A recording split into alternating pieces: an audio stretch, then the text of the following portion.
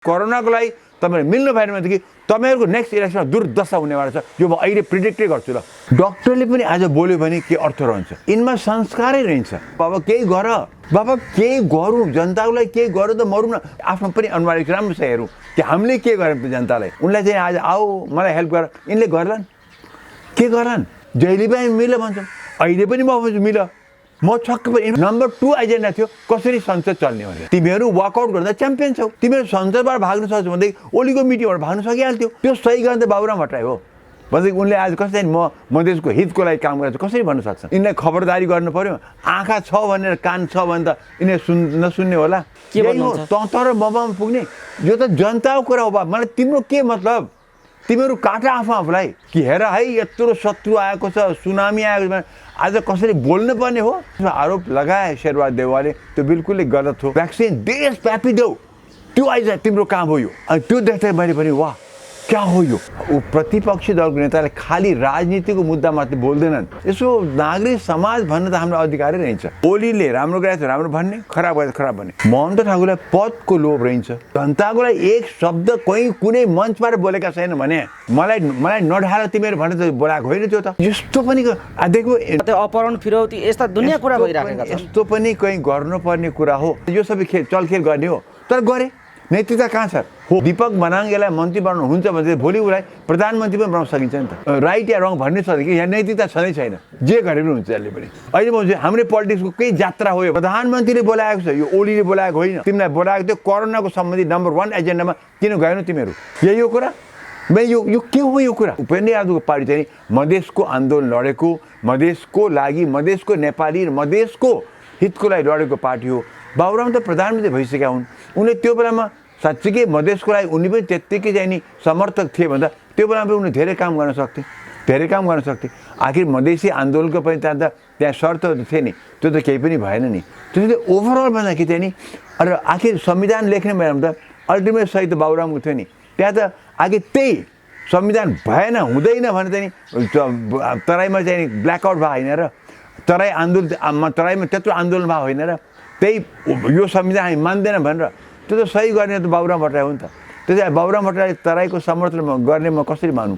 जब कि उनले त्यो बेला सही गर्न मिल्दैन मलाई, किनभने यसमा चाहिँ नि दलितको हित छैन, जनजातिको हित छैन, मधेसको हित छैन भनेर कि उनले त्यो एब्सटेन्ट गर्नु पर्थ्यो। त्यो गरेर मान्छु म, वाह भन्थेँ। त्यहाँ सही गर्ने, त्यहाँ त मधेसीहरू भन्दैछन् यो संविधानमा हाम्रो हित छैन भन्दैछ भनेदेखि त्यो सही गर्ने त बाबुराम भट्टराई हो।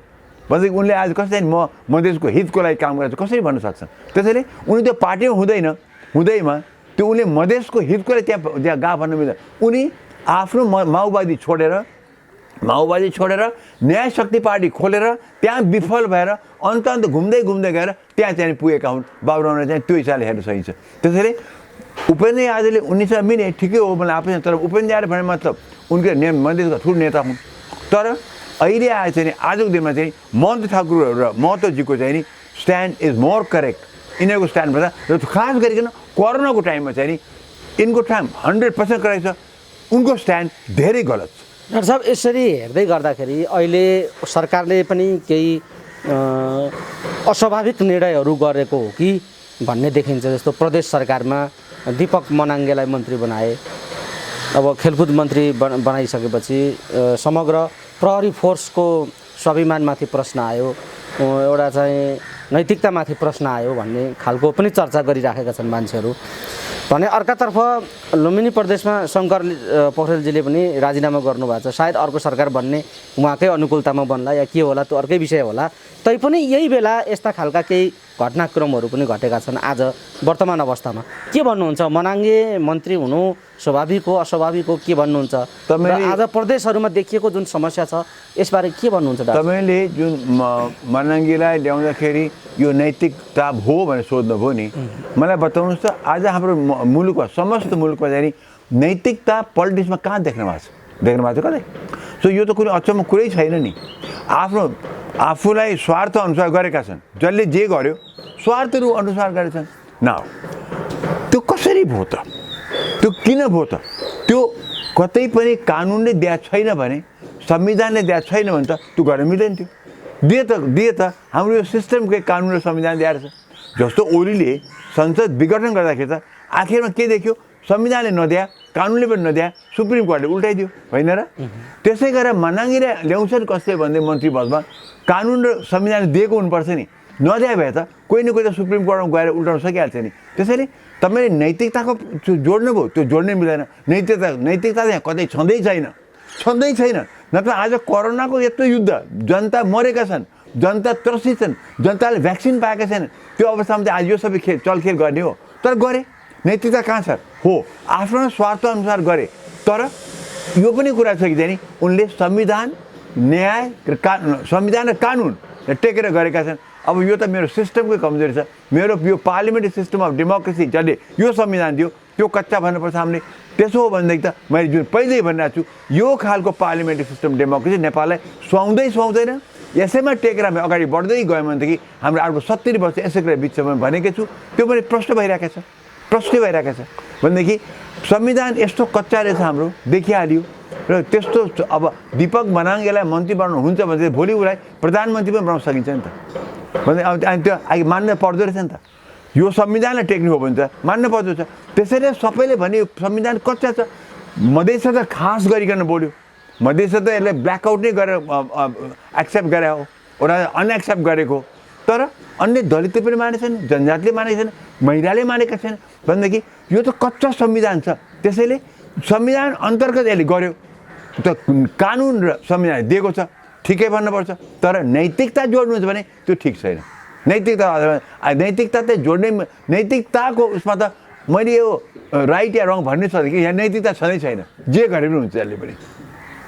भनेपछि यो संविधान, यो व्यवस्था र यी नेतृत्वहरूका आचरणहरूलाई हेर्दा यो जे भएको छ यो स्वाभाविक हो भन्ने? एब्सोल्युटली स्वाभाविक हो।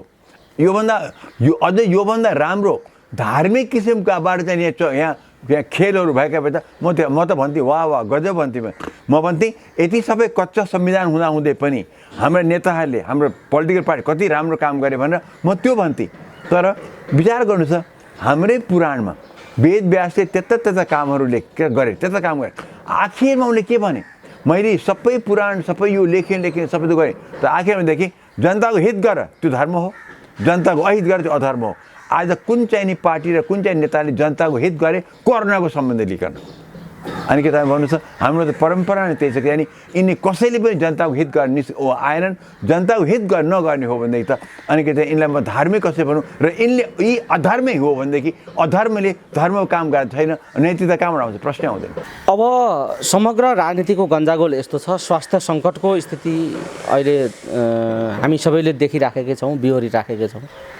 यसबेला नागरिकहरूले सुरक्षाका निम्ति के विधि चाहिँ महत्त्वपूर्ण छ, अपनाउनु पर्छ, के अपनाउनु अनिवार्य छ भन्ने कुरा अलिकति राखिदिनु। डाक्टर साहबले भनिराख्नु भएकै छ, तैपनि फेरि दोहोऱ्याउँ कि मानिसहरू। मैले अहिले पनि हालमा कहाँ सानो ठुलो जात्रा भइरहेका छन्, म त्यहाँ पनि किन भिडभाड गरेको बाबा? हाम्रो धर्म, हाम्रो संस्कृति बचाउनु छ मलाई, किनभने हाम्रो धर्म र संस्कृतिमाथि भयङ्कर आक्रमण भएको छ विदेशीहरूबाट, बाहिरिया धर्महरूबाट, विधर्मीयबाट भयङ्कर आक्रमण भएको छ। आज मात्र होइन, वर्षौँदेखि भइरहेको छ। त्यो धर्म संस्कृति बचाउनु त मेरो पनि, तपाईँको पनि, सबैको हाम्रो दायित्व चाहिँ हो। त धर्म बचाउनु भन्ने कुरा लिएर चाहिँ नि जात्रै चाहिँ नि गर्न पर्दैन। जात्रा नै गरेर भिडभाडकै चाहिँ हामीले गर्न पर्दैन। हामीले रीति पुऱ्याउँ। र म अब हाम्रो के भने वैशाखदेखि त पूजा, जात्रा मुलुकभरि हुन्छ। हिजो मैले देखेँ महोत्तरीको, मैले टिभीमा महोत्तरीको कुन चाहिँ नि पर्व रहेछ, देवीको पर्व रहेछ। के भने त्यहाँ पुजारीले भनेदेखि हामीले त यहाँ केही पनि नगर्ने भनेका थियौँ, तर यस्तो भिड आयो कि हामी मन्दिर खोल्नु पऱ्यो।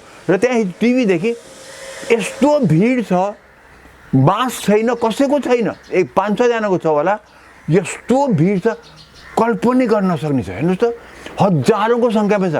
अनि त्यो देख्दा मैले पनि वाह क्या हो यो भिड। मेरो श्रीमतीले, म त छोड्नु, म डक्टर मान्छे, श्रीमतीले भने हो बापरे बाप, यो त कोरोना फैलिन्छ।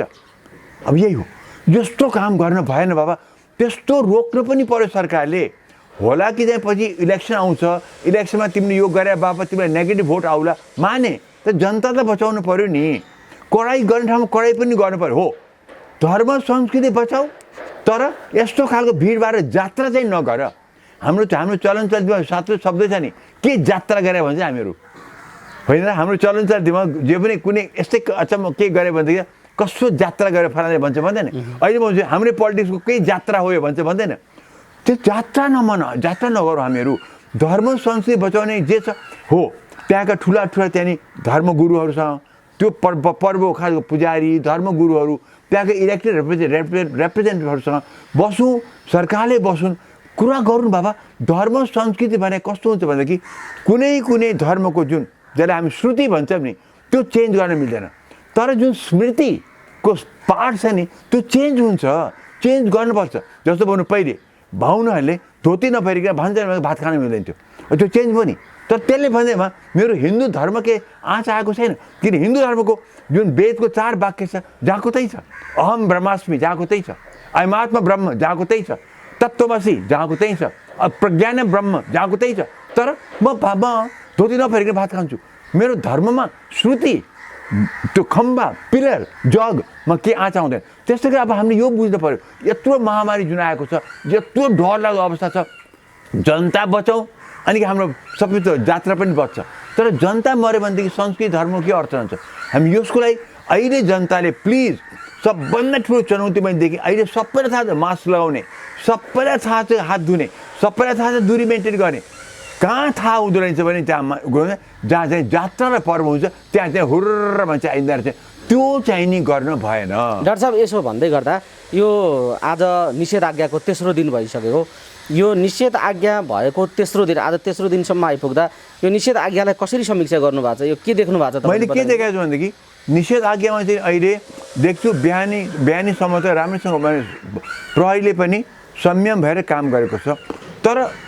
यसमा पनि कहीँ चाहिँ प्रहरीहरूले पनि राम्रोसँग निर्देश दिन्छ आखिरमा चाहिँ माथिल्लो तहमा डिसाइड गर्छन् तर कार्यान्वयन गर्ने त तल्लो प्रहरी हो हेर्नुहोस् आजको कुरा गरौँ मेरो क्लिनिकमा बिरामी आयो नर्मली डक्टर हामी अत्यावश्यक कुरामा हामी भनेको हामी पनि हुने डक्टरको सेवा पनि हुने म कहाँ आज बिरामी बिहान आए प्रब्लम थिएन पछि जो 9:30 10 बजी आउने बिरामी थियो एउटा उसले आउनै दिएन प्रहरीले उसले देखाएछ प्रेसक्रिप्सन देखायो सबै त देखायो मलाई डक्टर जान्छु भन्दाखेरि उसले रोकिदियो भने म त त्यस्तो कुरा हुनु हुँदैन त्यो गर्ने बित्तिकै त्यो मान्छे मऱ्यो भने त जिम्मा कस्तो त हामी कोरोनाबाट बच्नुको लागि चाहिँ नि म कहाँ त्यो उसलाई आउन नदिने त्यो बिरामी मऱ्यो भनेदेखि जिम्मा कस्तो त फेरि त्यसैले अलि प्रहरीलाई पनि बताउनु पऱ्यो बाबा तिमीहरूको चाहिँ कुरा गर्दाखेरि हेर्दाखेरि विचार गरेर चाहिँ तिमीहरू छोड्ने या रोक्ने काम गर अब हो कोही चाहिँ घुमफिर गर्न भइरहेको छ घुमेको छ भने उनीहरू रोक त जो मान्छे भन्छ यी म डाक्टर जाँदैछु म रोगी छु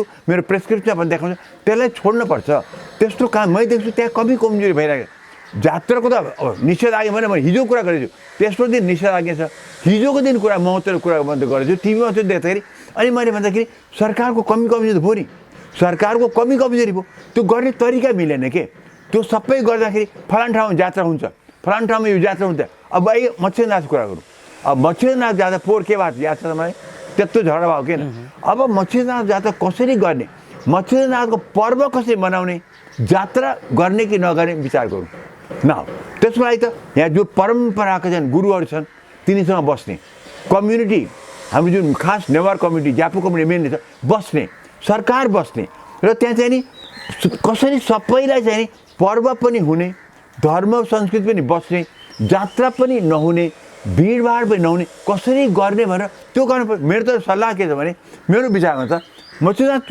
त्यहाँ राख्ने पुरा विधिपूर्व राख्ने र जुन मच्छरनाथलाई हामी टोलमा पुर्याउँथ्यौँ हामी मच्छरनाथलाई टोलमा त्यहाँ टोलमा भोज पनि हुन्छ टोलमा चाहिँ पूजा पनि हुन्छ टोलको अब त्यो मच्छरनाथ त्यहाँ नपुर्याउने हो भने टोलबाट अहिले 25 जना हो कि 15 जना भनेको छ नि त्यहाँ गुठियारहरू त्यहाँ जो उनीहरू छान्छन् 15 या 25 जनासम्म उनीहरू आउन् आफ्नो जहाँ त्यो मच्छरनाथ जुन टोलमा पुग्नुपर्ने थियो त्यो टोलको चाहिँ नि गुठियारहरू या जो मेन व्यक्तिहरू छन् 15-25 जना जति सरकार दिन्छ आउन् पूजा गरौँ शब्द गरौँ त्यो वरिपरि बस्छ भोज खाउँ तर दूरी काममा मेन्टेन हुन्छ त्यसपछि त्यसमा व्यवस्थित पनि हुन्छ धर्म परम्परा पनि मानिन्छ जात्रा पनि हुँदैन मच्छरनाथ त्यहाँ जानु छ त उनी त्यहाँ आइदियो भने तपाईँ त्यो पनि हुन्छ मेरो म एउटा बाहिरिया मान्छे हुँ म त्यो कम्युनिटीको मान्छे पनि तर मच्छरनाथ मेरो पनि मच्छरनाथ हो मच्छेन्द्रनाथ भनेपछि त सारा हिन्दू धर्मको हो नि त उनले माने तर मेरो भनाइ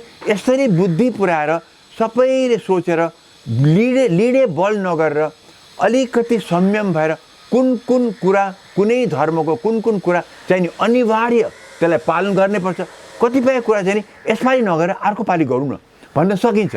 त्यसैले त्यो सबै विचार अगाडि बढौँ, नत्र हिजो महोत्तरीको दशा, अस्ति बिस्किट यात्राको दशा फेरि हामी के नदोहोरियोस्। कि त्यो दोहोरिने बित्तिकै त कोरोना त फैलिन्छ अनि त्यही यात्रामा गएका मान्छेहरू र उनका सबै परिवार, समाज, राष्ट्र नै चाहिँ नि त्यो कोरोनामा फस्छ। त्यो गर्न के हाम्रो धर्म संस्कृति त्यो गर्न दिएको छ। सबभन्दा पहिले जनताको हित नै वसुधैव कुटुम्बकम छ, तर जनहिताय छ भनेको छ, सबै जनको हित भनिएको छ। जनताको हित चाहिँ नि जे छ त्यसमै हामीले काम गर्नुपर्छ। डाक्टर साहब, अब सत्ताको आलोचना गर्नु त प्रतिपक्षको सबैको एउटा धर्मै जस्तो भइसकेको छ, आलोचना हुन्छ। तर यति हुँदै पनि सरकारले अन्य प्रतिपक्षी दलहरूसँग, अन्य राजनीतिक दलहरू, नेताहरूसँग कतिको कोअर्डिनेसन गर्न खोजेका हुन् या स्वेच्छाचारी ढङ्गले अघि बढ्न खोजेका हुन् भन्ने प्रश्न पनि अहिले देखिएको छ। किनभने कतिको कोअर्डिनेसन गरिरहेको छ, सरकारको दायित्व हो त्यो, तर त्यो चाहिँ देखिन्छ कि देखिँदैन भन्ने सन्दर्भ पनि अहिले छलफल गर्नु आवश्यक देखिएको छ। ओलीजी कतिको सहकार्य गर्न खोजिराख्नु भएको छ या छैन, र ओलीजीलाई अरूले कतिको सघाइराखेको देख्नुहुन्छ, कस्तो देख्नुहुन्छ डाक्टर साहब? यो सरकारले सहकार्य गर्न खोजेको नखोजेको भन्ने विषयलाई पनि अलिकति डाक्टर साहबको दृष्टिमा कस्तो देखिन्छ? यसै म यसरी भन्छु, पहिलेको त हुनुपर्ने के हो, सरकार पक्षको या विपक्षीहरूको सबै दलहरूको हुनुपर्ने के हो? म सुरुमै तपाईँलाई भनेको थिएँ, सबै आफ्नो मुद्दा थाँती राखेर, सबै मुद्दा कम्प्लिटली डाउन गरेर अहिले खालि कोरोनाको लागि हामी एकजुट भएर अगाडि बढौँ। प्रधानमन्त्रीज्यू भन्नुहोस् हामीले तपाईँलाई के मद्दत गर्न सक्नुहुन्छ? प्रधानमन्त्री आउनुहोस्, तपाईँले मलाई के हाम्रो देशलाई के मद्दत गर्न सक्नुहुन्छ? म सरकारमा छु, म तपाईँले भनेको सुझावमा म अगाडि बढ्न सक्छु। म सुझाव माने असाध्यै महत्त्वपूर्ण हुन्छ, तपाईँहरू आइदिनुहोस् भनेर ओलीले पनि आफ्नो घमण्ड कम्प्लिट काटेर, आफ्नो अहम काटेर आउनुहोस् तपाईँहरू, अब हामी मिलेर अगाडि बढौँ, कोरोनाको विरुद्ध चाहिँ हामी लडाइँ नगरौँ भन्न सक्नुपर्छ। यी दलहरूले पनि हामी आउँछौँ अथवा हामी पहिले नै ओलीले भन्नु अगाडि नै हामी तपाईँलाई के सहयोग गर्छौँ भने त्यो भन्न पर्ने अवस्था हो र चाहिँ जनताले त्यो हेर्न चाहेको थियो। तर यो भन्दै म के भन्छु भने ओलीले कुन नाकमुखले यिनलाई चाहिँ नि आऊ मलाई मद्दत गरेर भन्छन्, जब ती नेताहरूले एक वर्ष यता एक शब्द कोरोनाको विरुद्धमा बोलेनन्, जनतालाई कतै पनि कोरोनाको लागि हेल्प गर्दाखेरि एक शब्द बोलेका छैनन्। उनलाई चाहिँ आज आऊ मलाई हेल्प गर, यिनले गर्लान् के गर्लान्? आजसम्म त गरेन। त्यो भेलाहरू गरे, हुन त ओली पनि प्रतिकारको भेला गरे, त्यता भेला गरे जब कोरोना इन्डियामा त आइसकेको थियो। माधव नेपालको प्रचण्डको भेला देख्नुभयो, ओलीले प्रतिकार गरे, फेरि उनले अर्को भेला गरे। यस्ता गर्ने मान्छेले के तपाईँ साँच्चै भन्टाउनु भएको छ या जनताले भन्टाउनु चाहिँ यिनीहरूले आएर अब कोरोनाको विरुद्ध यिनीहरू चाहिँ नि आएर सरकारलाई सहयोग गरेर त भन्टाउनु भएको छ? तपाईँ चाहिँ र गर्ला नि साँच्चै के? मैले यिनले त अहिलेसम्म केही गरेको छैन। एक वर्ष त भएको सरकारले छोडौँ, जनताको लागि के गरे? जनताको लागि एक शब्द कुनै मञ्चबाट बोलेका छैन भने त्यत्रो भेला गरे यिनीहरूले। माधव नेपालले प्रचण्डले भेला गरे, ओके माने, भेला गरे, त्यो मञ्चबाट त्यत्रो हजारौँको सङ्ख्या त्यहाँ थियो, एक शब्द बोले कोरोनाको विरुद्धमा। जनताले हेर्नुहोस्, तपाईँहरू प्लिज सचेत हुनुहोस्, हामीले यो फङ्सन गर्न हुँदैन थियो, तर बाध्य भएर हामीले गऱ्यौँ। तर यो हाम्रो अन्तिम भेला हो, गर्नुहोस्, दूरी मेन्टेन गर्नुहोस्, जात्राहरू मनाउने होस् गर्नुहोस् भने आफ्नो जे भन्ने छ नि हामीले जुन भन्छौँ त्यो सबै उनले त्यहाँबाट मञ्चबाट बोल्न सकेन। किन नबोले त? बोल्न पर्थ्यो कि पर्दैन थियो मलाई भन्नुहोस् त? त्यो बोलेनन् र भने अब हामी तपाईँहरूले यसरी बोलाउँदैनौँ किनभनेदेखि यो हाम्रो प्रतिष्ठाको लागि हामी जनता मार्न सक्दैन भनेर जनताको लागि पनि के बोलाए हुन्थ्यो नि। त्यसो केही नगर्ने, बरु नेगेटिभ कोरोना आओस् तपाईँलाई खानलाई भने जस्तो गरेर त्यो भेला गरे नेताहरूबाट साँच्ची नै यो प्रतिपक्षी जुन यो मेन प्रतिपक्ष, अरू त नभनौँ, है के आशा गर्न सक्नुहुन्छ? या ओलीले पनि उनलाई आऊ मलाई मद्दत गर भन्दाखेरि ओलीले पनि आशा गर्लान्। अब हामी त जनता त चाहन्छ कि मिल, जहिले पनि मिल भन्छौँ, अहिले पनि म भन्छु मिल, तर भने शङ्का त मलाई के छ, के मिल्छौ? गऱ्यौ कि तिमीहरू अहिलेसम्म? आशा के गर्ने तिमीहरू त? तर अहिले पनि म भन्छु आशा हामी नगरे तापनि अहिले पनि ओलीको पनि कर्तव्य हो, अहिले जतिसुकै विश्वास नगरे पनि कर्तव्य हो ओलीको चाहिँ नि। ल तपाईँहरू आउनुहोस्, प्लिज भन्नुपर्छ, दया गरेर आउनुहोस्, हामी एक भएर कोरोनाको विरुद्ध लागौँ। अहिले हाम्रो सबै मुद्दा अहिले डाउन राखौँ। म यसको मतलब तपाईँले मलाई नढाल्नुहोस् भने मैले होइन, पछि ढाल्नुहोस्। अहिले जनतालाई बचाउँ, अहिले जनतालाई ढल्नबाट बचाउँ, पछि मलाई ढाल्नुहोस्, मलाई आपत्ति छैन। तर आज चाहिँ नि जनता ढल्नबाट हामी जनतालाई बचाउँ भने त्यो भन्नु पर्थ्यो। उनीहरूले पनि ओलीजी ठिक छ, तपाईँको ठिक हो, हामी एकदम सहयोग गर्न आउँछौँ। अहिले हामी कुनै चलखेल गर्दैनौँ। अहिले पोलिटिक्स भने पछाडि जान्छ। अब कोरोनाको विरुद्ध लडाइँ हो, हामी आयौँ भनेर यसरी हामी त्यो देख्यो भने त जनता गदगद हुन्थ्यो। तर डाक्टर साहब ओलीले बोलाएका बैठकमै नजाने भन्ने खालका समाचारहरू पनि बाहिर आइराखेका छन्। जस्तो बालुवाटारमा प्रचण्ड, माधव नेपालहरू, अरू नेताहरू, उपेन्द्र बाबुरामहरूलाई बोलाउँदाखेरि पनि नजाने, ओलीसँग भेटै नगर्ने भन्ने खालको समाचारहरू पनि बाहिर आएका छन्। भनेपछि त डाक्टर साहबले भनेको जस्तो अपेक्षा त यहाँ पुरा हुन त देखिँदैन। यो कुरा त्यो बैठक मैले पनि देखाएँ टिभीमा। मैले त्यो एउटा प्रश्न पनि गरेँ, कुन चाहिँ टिभीमा मैले भनिसकेँ प्रधानमन्त्रीले बोलाउँदा भेट्दिन तपाईँ भन्ने खालको। प्रधानमन्त्रीले बोलाएको चाहिँ जनताको हितको लागि, जनता कसरी नढलुन् भनेर आएका छन्। उनी त खालि ओली कसरी ढालुन् भनेर चाहिँ नि मैले त्यो मिटिङ मैले देखेँ। म छक्क परेँ। यसमा मैले सोधेँ लक्ष्मणलाल कर्ण र महन्त ठाकुर, प्रेम सुवाल मैले देखिदिएँ, उहाँहरू मात्रै पुग्नुभयो भन्ने चर्चा अहिले आइरहेको चर्चा होइन। मैले देखेँ मैले टिभीमा, मैले टिभीमा देखेँ। यसो मैले खोजेँ त्यहाँ, यसो हेरेँ, माधव नेपाल छैन, प्रचण्ड पनि छैन, उपेन्द्र यादव पनि छैन, बाबुराम पनि छैन। अनि मैले अर्को कुन चाहिँ टिभीमा लगत्तै मैले भनेको छु, क्या हो यो प्रधानमन्त्री बोलाउँछ राष्ट्र र जनताको लागि। उनले कुनै चाहिँ नि मलाई नढाल तिमीहरू भनेर त बोलाएको होइन। त्यो त उनले त राष्ट्र जनता एजेन्डा नम्बर 1 थियो कोरोनाको थियो। त्यहाँ एजेन्डा नम्बर 1 कोरोना थियो। नम्बर 2 एजेन्डा थियो कसरी संसद चल्ने भनेर, हो क्या नि त। प्रतिपक्षी यिनी यही नेताहरू जो गएनन् तिनको के आरोप छ भने हामीलाई संसदलाई उसले चाहिँ नि दिएन, म्याटर दिएन, बिजनेस दिएन, विषय दिएन भन्ने थियो। तर ओलीको सेकेन्ड एजेन्डा थियो, तर फर्स्ट एजेन्डा थियो कोरोनाको। मैले यतिसम्म भनेको छु भइगयो, तिमीलाई ओलीका त्यहाँ तिमीलाई चाहिँ नि पार्लियामेन्टको कुरा गर्नु छैन, तर कोरोनाको लागि त्यहाँ बसेर तिमीले आफ्नो सुझाव दिएर आफ्नो समर्थन जनाएर अनि वाकआउट गरेर भइहाल्थ्यो नि। तिमीहरू वाकआउट गर्दा च्याम्पियन छौ। आगे संसद यसपालि पहिलो दिन बस्ने बित्तिकै जुन अध्यादेश तिमीहरू बहस गर्नु पर्थ्यो त्यहाँबाट तिमीहरू वाकआउट गरेर भागेका हो।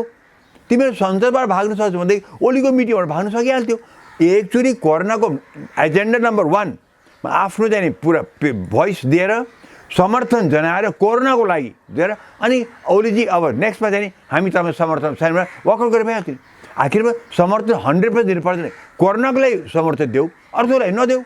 तर त्यो पनि गर्न नसक्ने, त्यो के यो तन्त्र र ममा हो। यो अझ यो घडीमा बजेट नै आउन नसक्ने हो कि भन्ने अर्को समस्या पनि देखिएको छ डाक्टर साहब। अब सभामुखले साथ नदिए अध्यादेश मार्फत बजेट ल्याउनु पर्ने स्थितिमा सरकार पुग्छ भन्ने चर्चा पनि अहिले उठेको छ। यसलाई के भन्नुहुन्छ? तन्त्र र ममामा पुग्ने यो त जनताको कुरा हो। मलाई तिम्रो के मतलब, तिमीहरू काटा आफूलाई, तर जनताको हितको लागि तिमीहरू यो गर्ने, त्यहाँ तिम्रो कर्तव्य छ आउने। प्रधानमन्त्रीले बोलाएको छ, यो ओलीले बोलाएको होइन। प्रधानले बोलाएको छ कसको लागि? राष्ट्र र जनताको लागि। यो तिम्रो उनको पार्टीको लागि बोलाएको थिएन। प्रधानमन्त्रीले राष्ट्र र जनताको हितको लागि तिमीलाई बोलाएको थियो। कोरोनाको सम्बन्धी नम्बर 1 एजेन्डामा किन गएनौ तिमीहरू किन गएनौ त्यहाँ? जनताले यो जनता हाम्रो चाहिँ हाम्रो ऋषि धर्मको भाषामा चाहिँ नि जनता जान्न चाहन्छन्। बताउनुहोस् किन आउनु भएन? ओलीसँग झगडा त हामी आएनौँ। ओलीसँग झगडा थियो, प्रधानमन्त्रीले बोलाएको त। राष्ट्रको प्रधानमन्त्री हो। तिमीहरू पनि कोही प्रधानमन्त्री भइसकेका छौ। प्रधानमन्त्री गरिमा राख्नुपर्छ पर्दैन? प्रधान भइगयो, गरिमा राखेन अरे जनताको चाहिँ नि हित राख्नुपर्छ पर्दैन साथमा? जनताको हित, जनता ढल्छ भनेर प्रधानमन्त्री बोलाउने। तिमीहरू जनता ढालोस् भनेर जाने खबरदारी गर्नुपर्ने हो कि हेर है यत्रो शत्रु आएको छ, सुनामी आएको छ, आज कसरी बोल्नु पर्ने हो। डाक्टर साहब यो जीवन र मृत्युको घडी आएको छ। को मानिस कतिखेर मर्छ टुङ्गो छैन। सबै मानिस मृत्यु पर्खेर बसे जस्तो अहिले स्थिति त्यस्तो भएको छ। अब यो मैले अभिव्यक्ति गर्दा मानिसहरू त्रास फैलिन्छ भन्ने कुरा भन्दा पनि देखिएकै सत्य हो क्या। अहिले मानिसहरूले यो चिन्ता र तनाव बिहोरिराखेका छन् घर घरमा बसेर। तर नेताहरूलाई चाहिँ यो कुनै कुराको चिन्ता भएको देखिँदैन क्या। देखिँदैन छ भने पनि जनताले महसुस गर्न पाइएन। नेताहरूलाई चिन्ता छ है भन्ने देखिएन, व्यवहार त देखिएन। यो कस्तो खालको अमानवीय संस्कार विकास भएको हो? यो राजनीति कतातिर जाँदैछ डाक्टर साहब? यो कतातिर जाँदैछ? यिनमा संस्कारै रहन्छ।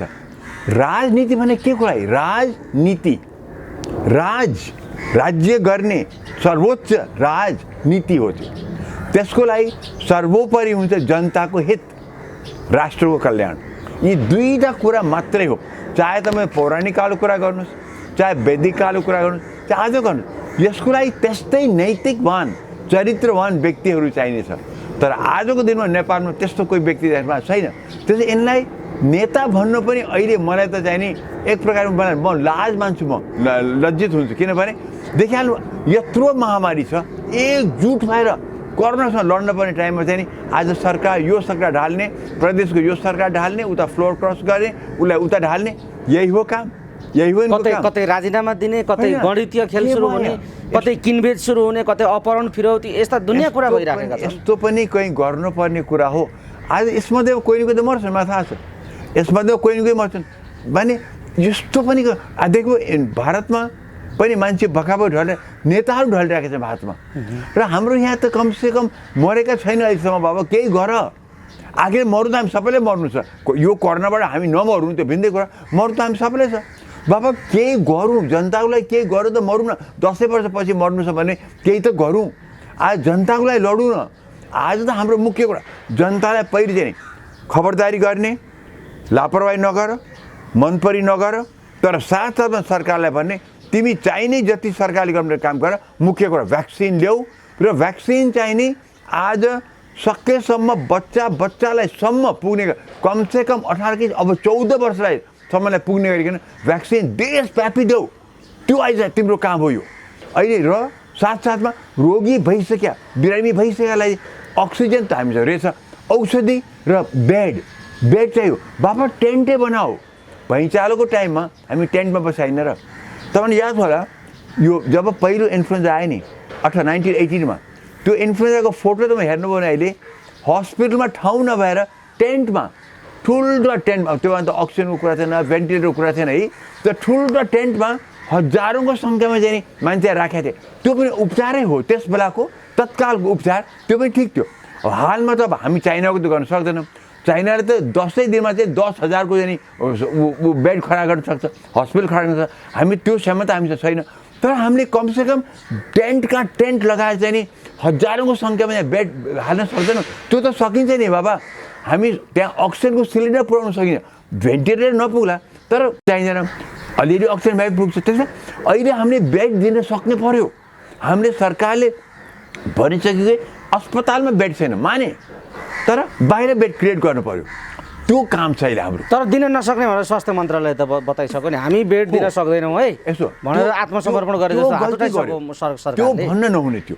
हामी बेड दिन सक्दैनौँ भने हस्पिटलमा बेड अब छैन भने छैन, प्राइभेटमा पनि छैन, पब्लिकमा टन्न भरियो, छैन पनि नभन्नु, सबैतिर बेड टन्नै भरियो। तर हामी बेडको व्यवस्था गर्दैछौँ, हाम्रो क्षमता अनुसारको बेडको व्यवस्था गर्दैछौँ भने त्यो भन्न पर्थ्यो। अब हामी बेड दिन सक्दैन भन्ने कुरा त्यो चाहिँ त ज्यादै चाहिँ नि लापरवाही कुरा हो। त्यसो भन्न हुँदैन। कुनै पनि सरकारले त्यो भन्न मिल्दैन। तिमी चाहिँ नि सरकारको चाहिँ तिमी चाहिँ नि यो चलखेलमा चाहिँ लाग्ने, पोलिटिकल चलखेल लाग्नु हुने, तिमी मात्रै होइन नेताहरूलाई पनि भन्छु नि। अब अहिले आएर म देख्छु किनभने हिजो अहिले एकदम उफ्रेका छन्, कङ्ग्रेसको प्रवक्ता पनि बोलेका छन्, अरू पनि बोलेका छन्, सरकारले नचाहिने काम गर्यो। ठिक छ, सरकारले नचाहिने कुरा बोल्यो, त तिमीले के गर्यो त अहिलेसम्म 1 वर्षमा? तिमीहरूको पार्टीहरूले पनि के गर्यो त जनताको लागि? केही त गरेनौ नि। त्यसरी कसै अर्कोलाई मात्रै लान्छ लानु हुँदैन हो। सरकारले स्वास्थ्य मन्त्रालयले बोल्न नहुने कुरा बोलेको, त्यसरी बोल्नु हुँदैन। यथार्थ त्यो भए तापनि बेड अहिले सबैतिर भरिएको छ। अब हामी अन्य व्यवस्था गर्छौँ त्यो भन्नु पर्थ्यो। भारतको पनि सिक्नु पर्थ्यो। भारतमा अहिले बेड छैन। भारत जस्तो ठाउँमा भयो हामीभन्दा धेरै गुणा चाहिँ नि माथिल्लो स्तरको उनको अर्थतन्त्र छ, उनका पनि बेड नभएर आज चाहिँ त्यो अवस्था भएको छ भने तब हाम्रो त पपुलेसन धेरै कम छ। हाम्रो सरकारले भैँचालोमा त्यत्रो काम गर्यो, अब पनि त्यस्तै गरेर हामीले काम गर्न सक्नुपर्छ। त्यो भन्नु पर्थ्यो सरकारले। बेड अब एकदम भरिएको छ, तपाईँहरू सक्छौँ घरमै बसेर गर्नुहोस्, तर जहाँ तपाईँहरू अप्ठ्यारो परेको छ इमिडिएटली 1133 फोन गर्नुहोस्, नम्बर त्यही दिएको छ, 1133 फोन गर्नुहोस्। हामी तपाईँलाई सक्दो सेवा पुऱ्याउँछौँ र हामीलाई बेड छैन भने चिन्ता नगर्नुहोस्, हामीले बेडको बन्दोबस्त गरेका छौँ, टेन्टमै भएर पनि हामी बन्दोबस्त गर्छौँ भनेर त्यो आश्वासन जनतालाई दिन सक्नु पर्थ्यो। त्यो भावी जनताको मनोबल बढ्थ्यो। अब बेडै दिन सक्दैनौँ, अब हामी गर्ने त भनिदिने बित्तिकै जनताको स्तर कहाँ पुग्यो। अनि सरकारले एज अ गभर्मेन्ट दायित्व कर्तव्य बोकेको सरकारले त्यसो भनेर जनतालाई त्रसित बनाउनु चाहिँ हुँदैन थियो। त्यो त्यतिसम्ममा चाहिँ नि यो विपक्षीले भनेको कुरा ठिक हो, तर विपक्षीले पनि के गरे त 1 वर्ष यता केही पनि गरेन नि। त्यो पनि उनलाई पनि हामी चाहिँ लान्छा लाउन सक्छौँ। तिमीले के गर्यो त? तिम्रो पार्टीले के गर्यो? तिमीहरू एक भएर चाहिँ लड्न पर्ने ठाउँमा चाहिँ आज खालि नचाहिँ खालि सरकार ढाल्ने कुरा गरिरहेको छौ। तिमीहरूको के छ कुरा? त्यो हामी भन्न सक्छौँ नि। त्यसैले दोष लाउन सकिन्छ। यो लाउने ठाउँ पनि छ, यो लाउने ठाउँ पनि पारिदिए स्वास्थ्य मन्त्रालयले। तर त्यसो गर्दा आफ्नो पनि अनुहार हेरौँ, एकचोटि आफ्नो पनि अनुहार राम्रो छ हेरौँ कि हामीले के गर्यौँ जनतालाई। लान्छा मात्र लाउने होइन, मैले सकारात्मक कुरा के गरेँ भन्दाखेरि केही पनि गरिनँ मैले, त्यो पनि बुझ्नुपर्छ। डाक्टर साहब, यो त्यतातिर समीक्षा गर्ने ठाउँमा दलहरू अहिले पुगेका छैनन्। सायद आफैलाई नपरि नचेत्ने हाम्रो समाज एक खालको त्यो पनि हो। सायद अब उहाँहरूलाई पनि पर्ला, चेत्नु होला, या चेतनाको बिर्को खुल्ला अझै देख्नु होला। त्यो प्रार्थना गरौँ कि उहाँहरूको एउटा विवेक फर्कियोस्। तर अहिलेसम्म अहिले हामी कुराकानी गर्दै गर्दासम्म विवेक फर्केको देखिँदैन। किनभने यो ओलीमाथि अविश्वास प्रस्ताव ल्याउनलाई गणितको हिसाब गरेर कसका सांसद कति भनेर मधेसवादी दलमा अहिले आफ्ना सांसदको हस्ताक्षर चलिराखेको छ। यो मधेसवादीभित्र, जनता समाजवादी पार्टीभित्र महन्त ठाकुर ओलीलाई अहिले सरकार ढाल्ने स्थिति कुराकानी होइन, अहिले सघाएर जानुपर्छ र आफ्ना राजनीतिक एजेन्डाहरूलाई एडजस्ट गर्दै जानुपर्छ। अहिले मुख्य कुरा चाहिँ फसेका अप्ठ्यारोमा परेका नेता कार्यकर्ताहरूलाई सहज राजनीतिक जीवनमा फर्काउने कुरा महत्त्वपूर्ण हो। र मेरो एजेन्डा चाहिँ ओलीजीसँग त्यो छ भनेर महन्तजीले ओलीजीलाई समर्थन गरिराखेको स्थिति देखिन्छ। तर उपेन्द्र र बाबुरामहरू अहिले ओली ढाल्ने भरे ओली ढाल्ने भनेर चाहिँ आफ्ना संसद गन्दै बसिराख्नु भएको छ। त यो स्थिति मधेसवादी दलमा किन आइराखेको छ र मधेसवादीको यो विभाजनको सङ्घारमा पुगेको मधेसवादीका पछाडि केले काम गरेको हो? यो के को असर हो यो राजनीतिमा देखाइदिनुहोस् त मधेसवादी? सायद यसमा के देखिन्छ भनेदेखि भित्री तौरमा हेर्ने हो भनेदेखि महन्त ठाकुरलाई पदको त्यति लोभ रहन्छ। महन्त ठाकुरलाई पदको लोभ रहन्छ, चाहे त्यो प्रधानमन्त्रीको पद होस्।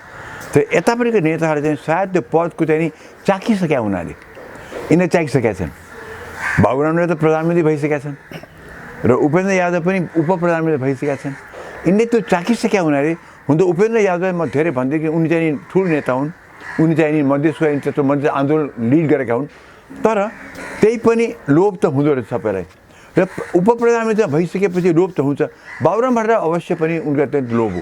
त्यसैले लोभ म यहाँ देख्छु, प्रायः गरेर लोभ देख्छु। तर महन्त ठाकुर स्ट्यान्ड बिल्कुल ठिक हो कि जानी हाम्रो उद्देश्य के हामी मधेसको नेपाली हौँ, मधेसी नभनौँ, मधेसको नेपाली हौँ।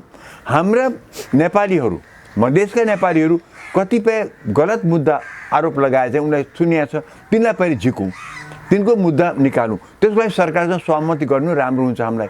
न कि सरकार चाहिँ नि एकदम माने कि सुइरो हानिकन चाहिँ नि सरकारले गर्दैन। हामी मिठो मुखले राम्रो कुरा गरौँ भनेर महन्त ठाकुर त्यता पनि लाग्नु मलाई एकदमै यो सकारात्मक कुरा हो, पोजिटिभ कुरा हो र नतिजा देखि पनि सक्यो। नतिजा सरकारको क्याबिनेटले कतिवटा मुद्दा फिर्ता लियो त त्यति नै पर्याप्त छैन। यो फर्स्ट स्टेप हो। सेकेन्ड स्टेपमा त त्यही अदालतमा गएर सरकारले मुद्दा फिर्ता ल्याउनुपर्छ। अब त्यो जजहरूले के भन्छन् हेरौँ। तर सरकारले गर्ने कुरा गयो र महन्त ठाकुरले पनि आफ्नो जो आफूलाई समर्थन गरेका थिए, जसको लागि म लड्छु भनेर महन्त ठाकुर गएका थिए मधेसमा, उनको लागि महन्त ठाकुर र राजेन्द्र महतोले गरे। यो पनि एकदमै सकारात्मक कुरा हो। पोलिटिक्स भनेको यही हो। जुन बेला पनि खालि दण्ड मात्रै दिएर हुँदैन, सकारात्मक हुनुपर्छ। र देख्छु म के जाने ओली हाल्दाखेरि त्यो मधेसको मुद्दाहरू त फर्किँदैन थियो। त्यसैले महन्त ठाकुरको स्ट्यान्ड यहाँ करेक्ट छ। यिनको स्ट्यान्ड चाहिँ नि मैले देखेँ चाहिँ नि मोर चाहिँ नि ओली ढालौँ यो भन्दाखेरि त भन्छन् कि चाहिँ लोकतन्त्रको चाहिँ ओली लोकतन्त्र मास्यो यहाँ त्यहाँ भन्छन्। भइगयो, ओलीको पोलिटिकल डिसिसन थियो, गल्ती गर्यो, सुप्रिम कोर्टले बिउजिदिएको छ। अब ठिक छ, संसद चलेको छ। तर अहिलेको दिनमा चाहिँ के यो चलखेल गर्ने बेला हो? मुख्य कुरा त्यो आउँछ। आजको दिनमा के यही चलखेल गर्ने बेला हो? जबकि कोरोना ढोकामा आइसक्यो। कोरोना त हाम्रो चाहिँ ढोकामा आफ्नो बेडरुममा आइसकेको छ। त्यो कोरोनालाई चाहिँ लड्ने कि आज चलखेल गरेर मलाई भन्नुहोस् त। अब यो चाहिँ नि त्यो अर्थमा चाहिँ यिनको कम्प्लिटली गलत छ। कम्प्लिट हेर्नुहोस्, महन्त ठाकुर कुरा बताउँ, उनले आफ्नो व्यक्तिहरूलाई जेलबाट निकाल्नु खोजे। राम्रो, किनभने जेलमा त कोरोना झन् फैलिन्छ नि त। त्यो त नजिकै छ। त्यहाँ त जति हामी बाहिर आफ्नो सतर्क हुन्छ, जेलमा त सतर्कता गर्न गाह्रो हुन्छ। त्यहाँ त क्राउडेड छ। उनले त्यो पनि राम्रो काम गरे नि। एक प्रकारले भन्यो भने आफ्नो समर्थकहरूलाई जो आफ्नो पार्टीका छन् जो जेल परेका छन् तिनलाई निकाल्नु त झन् राम्रो कुरा हो। सरकारले त सबै जेलको सबैलाई पनि राम्रो काम त गर्नु पर्यो, उनलाई पनि बचाउ त गर्नु पर्थ्यो। तर यिनले कमसे आफ्नोलाई त गर्न खोजे नि, त्यो पनि सकारात्मक हो। तर बाबुरामको चाहिँ नि यो बाबुराम नभनौँ, उनी त आखिर मधेसका पनि होइनन्,